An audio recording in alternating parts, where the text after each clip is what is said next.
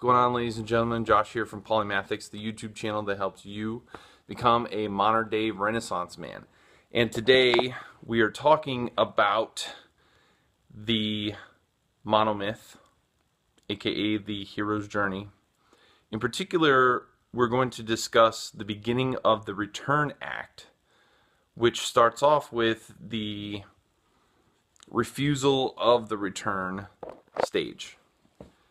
And before we give examples and talk about what that looks like, let's step back here and kind of discuss the importance of that phase. In our psychology, humans have a natural tendency to refuse change. And just as we saw earlier in the refusal of the call, so in the first act of the Monomyth, the hero receives a call to adventure, and the very next step is that the hero denies the call to adventure. Most cases this holds true, and the reason is because it's a normal psychological thing in a human's mind to resist change. Let me give you a quick example of what that looks like in real life. You work in an office and you've had a boss for, say, 2, 5, 10 years, and you're very used to the way that they work, the way that they operate, you know, their pet peeves, etc., etc. Well, let's just say that your boss, they get a raise, they get a promotion, they go to a different company, and their replacement comes in, or is coming in soon. And everybody's in a hubbub about this because nobody knows what that new individual is like. And everybody's worried about what that person's going to be like. Are they going to crack down on people coming in on time? Or are they going to have new pet peeves? Or what is their policy going to be on taking leave? All these different things. These questions roll around in people's minds, and that simply is just, it's a refusal of change.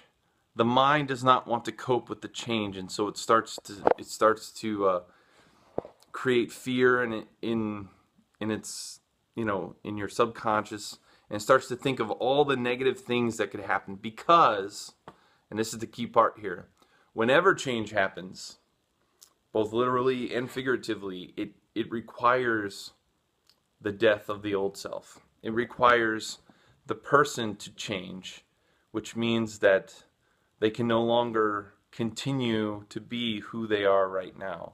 They'll have to change. Maybe it's a daily habit, maybe it's something big, but they can no longer be who they are in essence.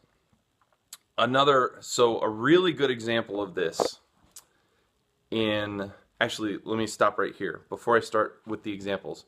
So that kind of shows you the mindset, like what is the refusal depicting? It's depicting that opposition to change. And the reason why this is so important in storytelling is because it's one of the best ways to ground your characters and make them seem realistic. I mean, how many people in real life do you know that go jumping for change every single day of their life, or even every once in a while? Most people aren't like that, and the people who are normally considered to be a little crazy. Could you imagine if you're in your office? If we go with the same example, if you're in your office and every week there's a new change to policy, or every week you get a new person in charge, I mean, it would just be chaos. And people don't like chaos. So on a much more smaller scale, when we look at stories, characters don't like chaos either. And a hero, it's their job to return with the boon. And we're going to talk about that in a second here. And if they can't, if they refuse their job, or if they are opposed to that change, then it just makes them seem more realistic. They're not perfect.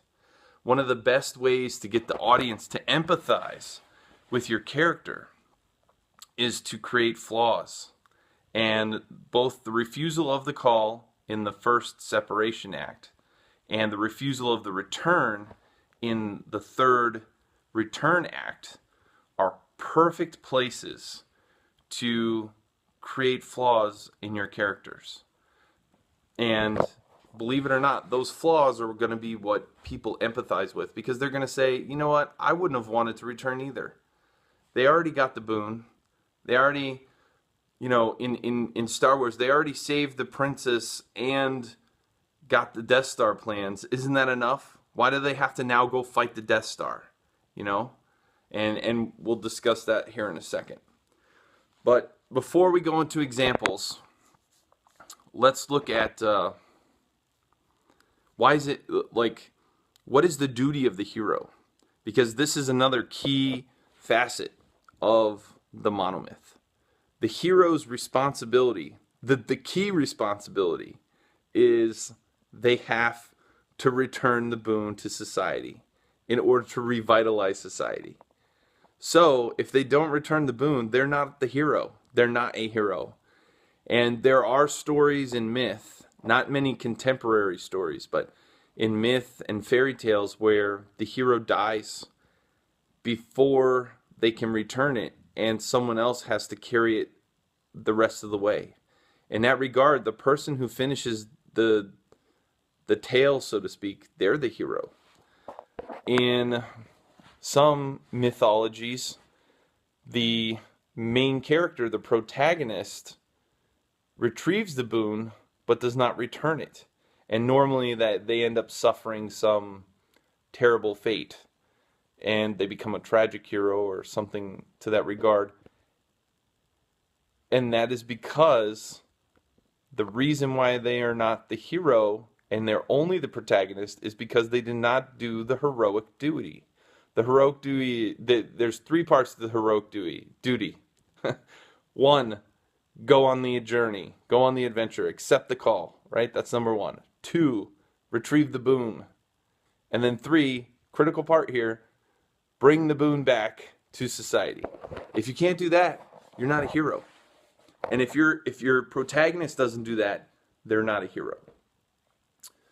So, and this is something, if you don't believe me, 1, look at any great story that's about heroes, and you'll see that to be true. And 2, you can go back to many of Joseph Campbell's writings and videos, some of his speeches. He's very clear that the key critical component, say that 3 times fast, the key critical component of being a hero is returning the boon to society. So, now we've talked about the importance of the boon, we've talked about the role, or the importance of the refusal of the return, how it helps your readers empathize with the hero. We've talked about the role of the hero, why it's so important that they have to return. And now let's talk about some examples. So in Star Wars, going back to the example I was using earlier, in Star Wars you have Luke come up right after, they've saved the princess, they've gotten the Death Star plans, they've returned them to the rebels, and Luke goes up to Han and he says, hey, let's go, you should come with us. And Han is like, what good is a reward if you're not alive to use it? And so that's his refusal. And although Luke is the main hero of the story and of the trilogies, Han is also a hero in his own regard. And he is representing the hero team as a whole in terms of he's the one who gives the refusal. It's not necessarily Luke, but we can tell that because Han is leaving, that others feel the same way. Not everybody wants to go fight the Death Star. Not everybody's up in arms to go fight this killing machine and face the Empire. That is crazy. And Han is just adding a little bit of realism, that the character and his refusal, it adds realism. It helps the audience stay connected to the characters. In real life, let me give you a real life scenario. Say you have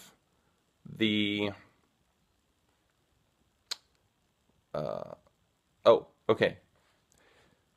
I'll use something from my real life. Say you have a young man or woman who, when they're a teenager, they set out on an adventure to go in the military. And in order to do that, they have to accept the call. They have to go out and face several challenges, roads of trials that last for years.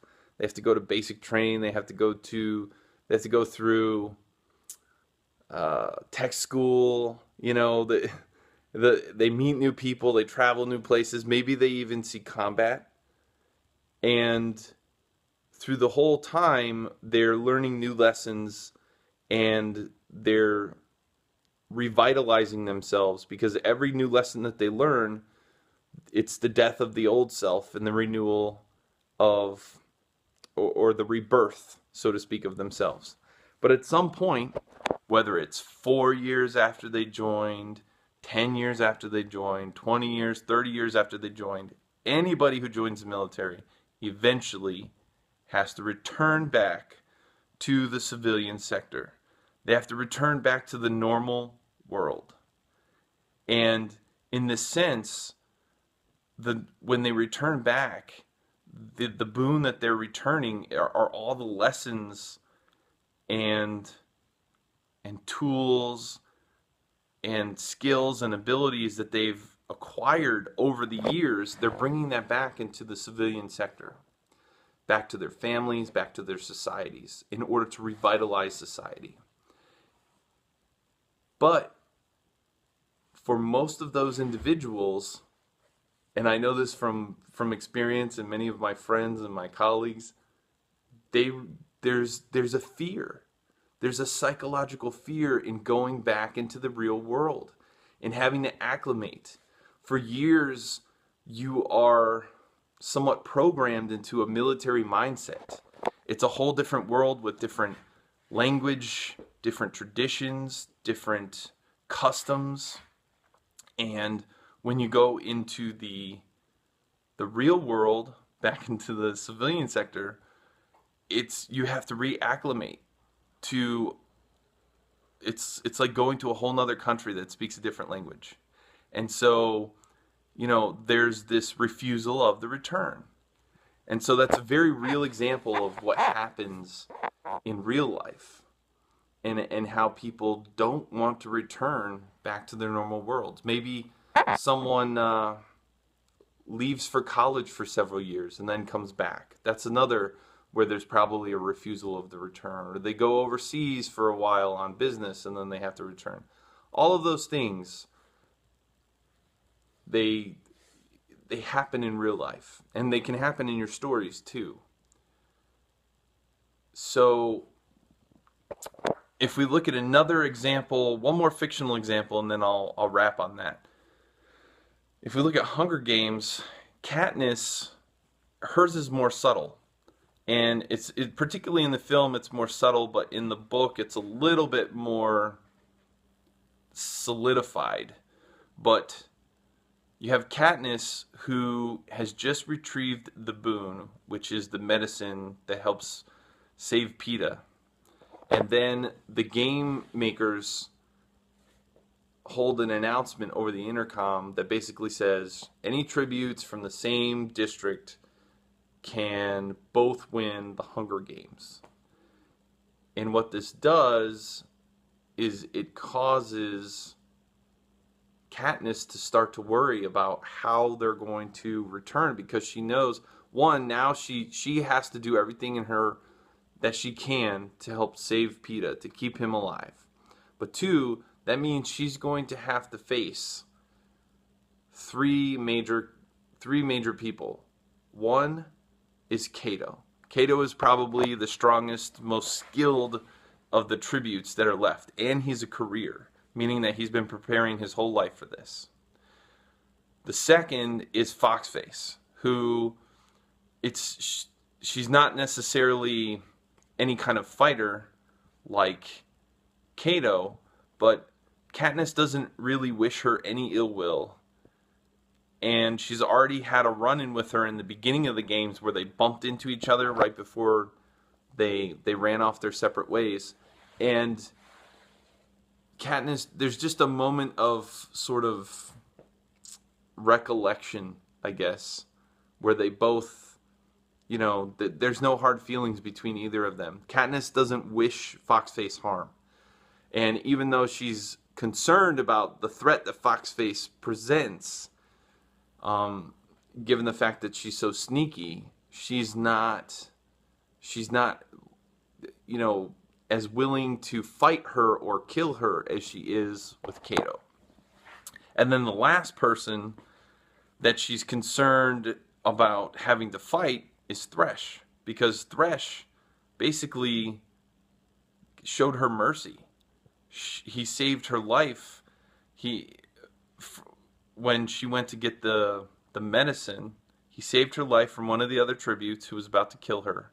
And then he sacrificed her, or he gave mercy to her, and he said, listen, because of what you did to Rue, meaning, she helped Rue and she was kind to Rue, that I'm going to let you slide this one time.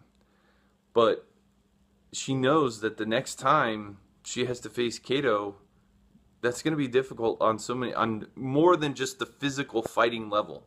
Because Cato may even be stronger, not Cato, Thresh. I keep saying Cato, I mean Thresh. Thresh may be stronger than even Cato. He's been out there surviving alone by himself with no one else's help. He didn't have a big band of tributes like Cato did, and he's far more stronger than Katniss. But the thing that really concerns her is the fact that he kind of saved her life. And so she can't imagine how she would kill someone who saved her life. So in this way, Katniss has a refusal of the return because she doesn't want to go back to the cornucopia. She doesn't want to have to fight those individuals, but she knows the only way that she can get Peeta back to society is basically she's got to fight all those people. And then, as we find out as audience members, both Thresh and Foxface become non-issues because the arena basically takes care of them. But that, in a nutshell, is the refusal of the return. So if we could just recap real quick, it happens in the beginning of the return phase. It helps make your character seem more realistic. And it does this through psychological elements that are naturally occurring in the real world with real people all the time. And what it does is it helps set up your character so the audience feels some realism in the story, so that they can empathize with the character. And then when the character does return, whether it's willfully or not, it makes the return that much more powerful, because they had to go not only through a physical barrier, which is the threshold, but they had to go through a psychological barrier, which is far more difficult. It's an internal barrier, basically, where they have to overcome themselves. And as we see, just to wrap on this, as we see with Han Solo, when he returns at that vital moment where Vader's about to fire on Luke, it makes the return so much more powerful and impactful when you have a character who has gone through a full arc like that. Okay, I hope this has been helpful, and if it has, I Would appreciate if you guys gave me a like. If you want to hear more videos like this and you haven't subscribed already, go ahead and subscribe. That'll give you guys more videos. All of my videos, when they come out, they'll come to you. You'll get notified and things like that. And if you think someone else can benefit from this, maybe another writer, then feel free to share this with them on all the social medias. Okay, until next time, take it easy.